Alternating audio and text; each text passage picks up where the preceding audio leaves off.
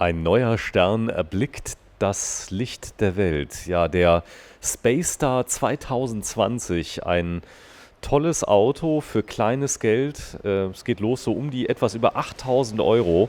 Brutto inklusive Mehrwertsteuer kriegt man das tolle Auto. Und hier haben wir eine besondere Version, die, ich sag mal, schon richtig voll ausgestattet ist mit Automatik, mit wirklich ganz, ganz vielen Extras. Ein kleines Auto, was so den Zeitgeist trifft, mit wenig Spritverbrauch und wirklich sehr, sehr kompakten Maßen, aber innen ein absolutes Raumwunder.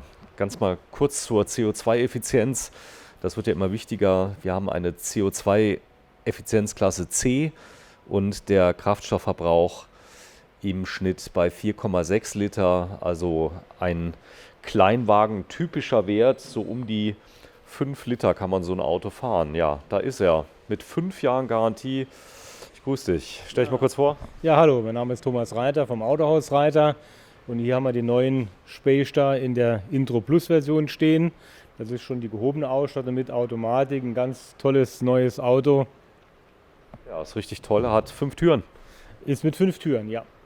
So ist es. Also Intro Plus hat schon hier diese tollen Leichtmetallfelgen dabei. Der Trend geht ja immer mehr dazu, Understatement ist das große Thema. Das heißt also, ich bin jetzt nicht mehr derjenige, der überhaupt kein Geld mehr hat, wenn ich ein kleines Auto fahre, sondern ganz viele Menschen sagen, ich brauche kein großes Auto mehr. Ja klar, wenn man irgendwo jetzt den Trend sieht, halt eben, das ist ein typisches Auto für die Stadt. Ist kompakt, handlich, ist ein Auto mit einer Länge von knapp über 3,70 Meter. Also wirklich ideal für die Stadt. Man bekommt Parkplatz, muss sich keinen Gedanke machen, wo man sich hinstellt. Und trotzdem hat er eine schicke Form, sieht schick aus und hat auch innen drin eine sehr, sehr gute Ausstattung. In dem Fall hier auch, wie gesagt, mit CVT-Automatik, also ganz bequemes Fahren. Ja, Automatik ist immer mehr im Trend. 5 Jahre Garantie. Das ist bei Mitsubishi, ich sag mal schon eine Ansage, bis 100.000 Kilometer. Das ist eine echte Werksgarantie. Das ist eine echte Werksgarantie, also keine Garantieverlängerung oder so eine Art Garantieversicherung. Das ist eine richtige Herstellergarantie, die 5 Jahre bis 100.000 Kilometer geht. Und das zeugt halt eben, so Sachen macht der Hersteller nur, wenn er von der Qualität überzeugt ist. Aber was Qualität anbelangt, ist Mitsubishi dafür schon seit langem bekannt. Ja, ich erwähne es immer wieder, ihr habt auch eine Werkstatt, aber diese Autos sehen die Werkstatt sehr selten. Kaputte Motoren leider auch nicht mehr. Ab und zu mal, ich sag mal, eine Rückrufaktion, auch die hält sich in Grenzen. Ihr habt überhaupt keine Ärger mit Mitsubishi. Nee, also wirklich nicht. Also kaputte Motoren sind wirklich absolut die Seltenheit. Also hier beim Space Star eigentlich fast gar nicht. Und wie gesagt, also mit Rückrufaktionen gibt es da auch nichts Besonderes. Also der ist wirklich zuverlässig, robust, stabil. Da muss man sich gar keinen Kopf mehr machen. Also Qualität ist wirklich sehr, sehr hoch bei dem Auto. Das ist ja schon fast langweilig. Das heißt, ich kaufe ein Auto, was nicht mehr kaputt geht. Ich sehe die Werkstatt selten. Wie sind hier die Serviceintervalle? Ja, die Serviceintervalle sind entweder alle 20.000 Kilometer oder einmal im Jahr, was in der Regel bei den Kunden treten tut, weil es doch eher ein Auto hier für den Stadtverkehr ist. Aber werkstattmäßig muss ich dem Auto hier wirklich keinen Kopf mehr machen. Da kommen wir nochmal auf die Herstellergarantie. Ein ganz wichtiger Faktor später beim Wiederverkauf, wenn ich so ein Auto mal 4, 5 Jahre fahre, will ein neues Auto haben, verkauft den nach 3 Jahren, kann ich die Garantie übertragen? Ja, die Garantie ist also fahrzeuggebunden, nicht käufergebunden. Das heißt, wenn ich nach 3 Jahren so ein Auto verkaufe oder nach 4 Jahren kann ich immer noch sagen, ich habe eine Restgarantie, je nachdem von 1 oder 2 Jahren. Das ist ein ganz großes Argument, weil, wie gesagt, ist eine Herstellergarantie. Ja, wir haben viele Extras, ganz Neues. Hier Hochglanzoptik, hier vorne im Kühlergrill. Ja, ist mit Chromverzierungen, also sieht dann optisch auch schick aus. Hat das Gesicht bekommen, das jetzt bei Mitsubishi in der ganzen Linie zu sehen ist, in dem ganzen Modellline. Und das steht dem Auto wirklich sehr gut. Er wirkt dann erwachsener wie das Vorgängermodell, also sieht schnittig aus. Ja, praktisch jetzt in der Farbe, das ist so Weinrot. Das ist ein Bordeaux-Rot Metallic, also ein Dunkelrot, dezent, aber passt gut. Ja, wir setzen uns gleich mal rein, gucken uns mal so ein bisschen an. Das ist natürlich jetzt schon ein Modell, das liegt so um die 15.000 Euro, aber es geht wirklich los bei knapp über 8, oder? Ja gut, es geht los. Wir haben eine Aktion bei den Fahrzeugen, wo Mitsubishi für den Kunden einen Preisvorteil bei den Intro-Versionen ausloben tut. Das hier ist ein Fahrzeug für rund 15.390 Euro. Wenn man da noch die metallige Überführung dazu machen tut, dann ist man irgendwo bei knapp über 16 und in der Aktion liegen wir hier knapp unter 15.000 Euro für so ein Fahrzeug. Komplett mit Zulassung? Mit Zulassung, mit allem. Für so ein Fahrzeug mit Automatik ist das schon top. So, darfst du mal hinten reinsetzen. Wie groß Bist du heute Morgen gewesen? Immer noch 1,74 Meter 74. Du spielst jetzt mal das Kind. Machst mal hinten rein. Der Sitz vorne war komplett zurück, oder? Der Sitz ist komplett zurück und ich habe hier immer noch Beinfreiheit für einen Erwachsenen. Also mit Kind ist das gar kein Problem. Gar kein Problem. Also das heißt, ich habe hier hinten Platz. Die Tür geht sehr weit auf, auch hinten, muss man sagen. Das heißt, der Einstieg war jetzt gar kein Problem. Jetzt Kein Problem. Der hat auch hier etwas erhöhte Sitzposition. Das ist ja nicht ganz so tief wie manche Autos. In dem Fall kommt man also bequem rein und raus. Sitze hinten sind mit Kinder-Isofix versehen. Also kann man auch, wenn man Nachwuchs hat, bequem hinten den Kindersitz festmachen durch die 4 Türen. Und die weite Öffnung ist das wirklich praktisch und einfach. mach nochmal zu, dann zeigen wir gerade mal hinten mal den Kofferraum. Denn trotz der kompakten Maße, die Länge ungefähr bei dem Auto? Länge sind ungefähr 3,70 Meter, paar 70 so um den Dreh. Komme ich überall rein. So. Da sehe ich, also ich habe einen sehr großen Kofferraum. Ich sag mal so, Konkurrenz ist Polo. Ja, eigentlich sagen wir ein Zwischending zwischen Polo und Up. Also der Polo ist schon ein bisschen größer oder sagen wir so wie der Fox, was man früher von VW gab. Also ich sage mal, beliebt ist da auch 107 Peugeot, die Kante Aygo ist das so, aber da ist der Kofferraum ein bisschen kleiner bei den Aygos. Ja, bei den Mitbewerbern hier, wo du genannt hast, ist der Kofferraum deutlich kleiner. Der bietet der Space schon richtig Kofferraum in dem Fall. Es geht auch darum, wenn ich das gleiche Geld ausgebe, die liegen ja auch so ähnlich, um die 8.000, 9.000 Euro. Auch sehr beliebt, wir haben selber einen Aygo, aber hier habe ich natürlich einen Japaner, muss man sehr sagen. Aygo auch Japaner. Wird der denn noch in Japan gebaut, der hier? Das Auto hier kommt also aus dem Werk von Mitsubishi in Thailand. In Thailand, so. Da kommt übrigens meine Kamera her, mit der ich gerade filme. Sony, die Japaner, bauen immer mehr in Thailand und jetzt die neue 6300er kommt aus Thailand. Ja. Also ist dann Thailand das neue Japan? Ja, gut, entfernt sage ich mal, aber wir haben doch schon ewig ein Werk.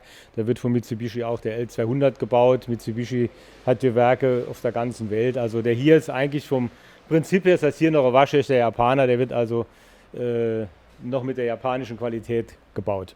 So ist es ja. Sprechen wir mal ganz kurz über die Marke Mitsubishi. Ja, das ist ein Weltkonzern. Wenn man jemals auf den Philippinen war oder irgendwo, da fahren keine Volkswagen rum. Da fahren Toyota, Mitsubishi, also ich sag mal unglaublich viele Marken rum, die man hier nicht so oft findet. Ja, das heißt, die Autos sind unglaublich verbreitet. Ja, Mitsubishi ist eine Weltmarke. Generell ist Mitsubishi der größte Mischkonzern auf der Welt. Mitsubishi macht im Prinzip alles, sage ich mal, von Fahrstühlen über Schiffsbau. Also Mitsubishi macht wirklich, Mitsubishi Motors ist dann der Bereich für die Fahrzeuge und die werden, wie gesagt, weltweit vertrieben und gerade im asiatischen Markt ist Mitsubishi sehr stark. Also ich habe es mal gesehen, Baumaschinen, die machen wirklich alles. Ja, LKW, Busse und wenn man in diesen asiatischen Ländern mal war und überall mal gucken tut, oder Mitsubishi Elektrik von Klimaanlagen, Fernseher, gibt eigentlich alles von der Marke. Ne? Genau, wenn du mal so lieb bist, mach mal zu. Dann zeige ich noch mal kurz den Spoiler.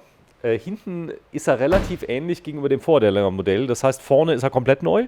Vorne ist er komplett neu, hinten ist er auch unterschiedlich, was die Stoßstangen und so weiter anbelangt, die Sachen vom Design her, aber das Grundkonzept von der Größe von allem her ist also in der Art gleich geblieben.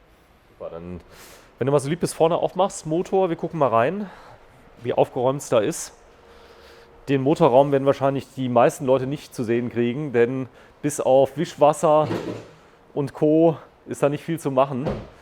Ich nehme an, es ist ein Dreizylinder. Das ist ein Dreizylinder, was halt eben jetzt in dem Segment, sage ich mal, State of the Art ist. Das ist eigentlich üblich, Dreizylinder.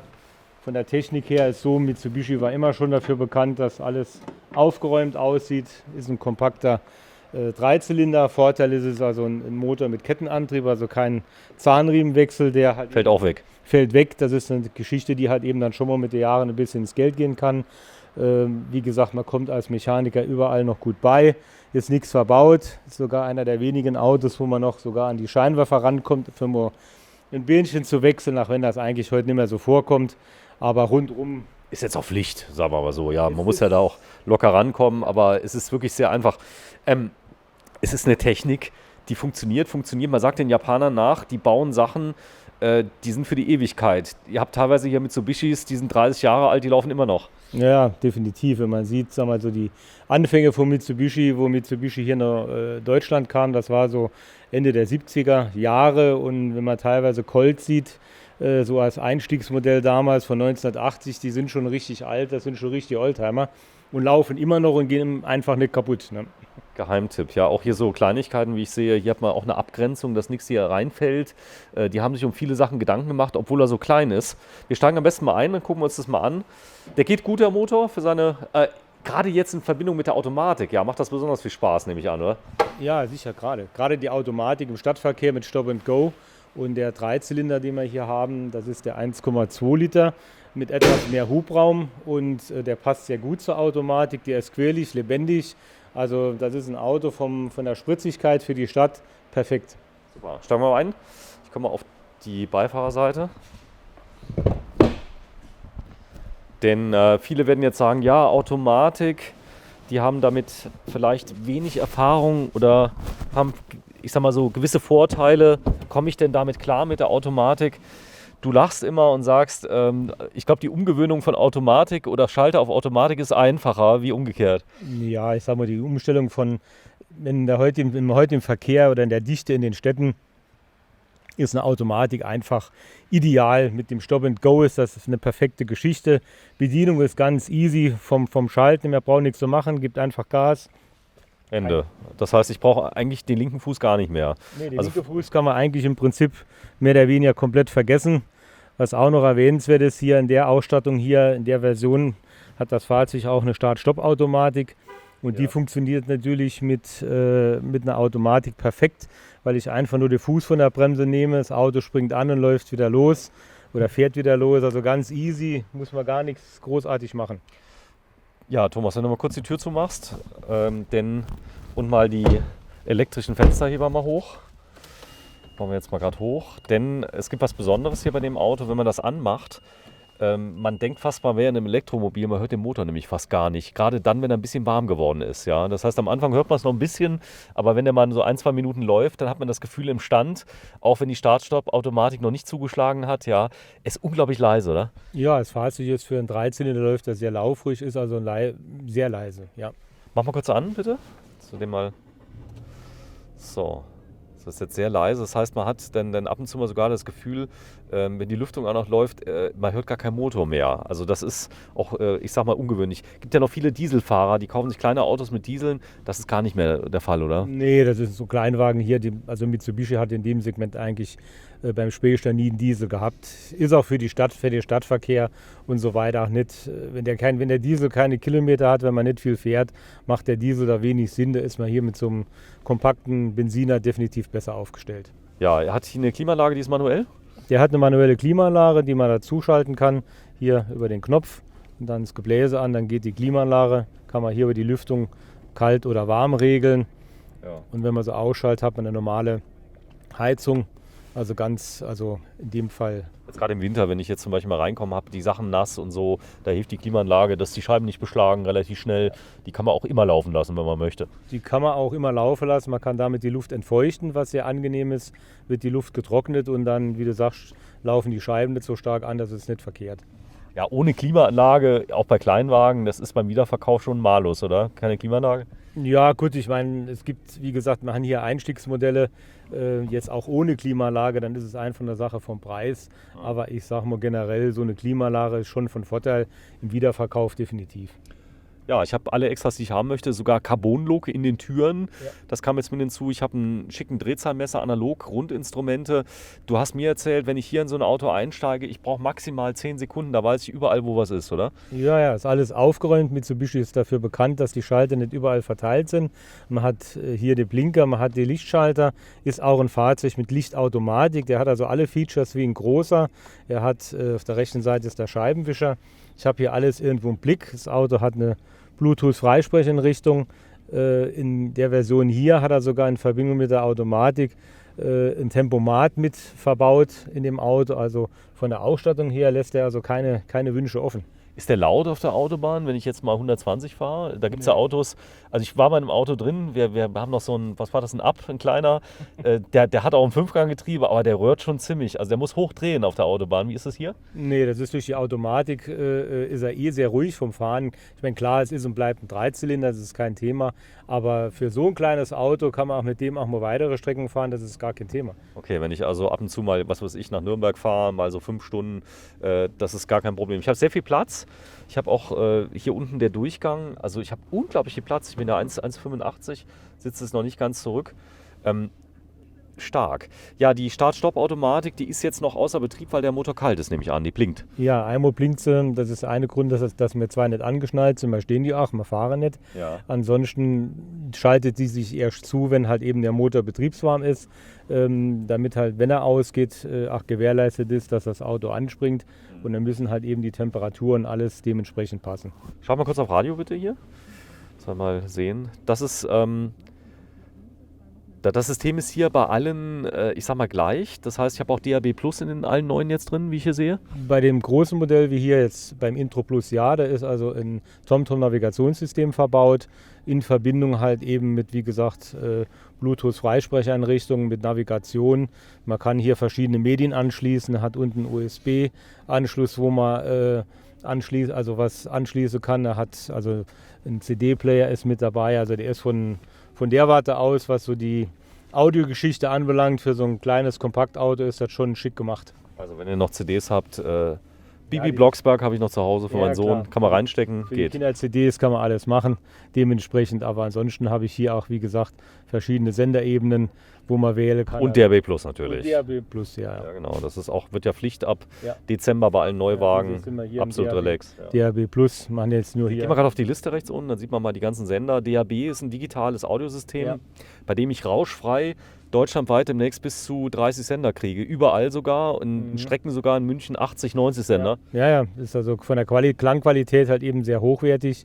Brauchen wir eigentlich kein CD mehr, weil von der Musik her ist das wirklich schon eine tolle Ich muss nicht dauernd den Sender wechseln. Deutschlandfunk habe ich bundesweit auf einer Taste liegen. Das ist sehr, sehr praktisch. Auch so neue Programme wie Schlagerparadies.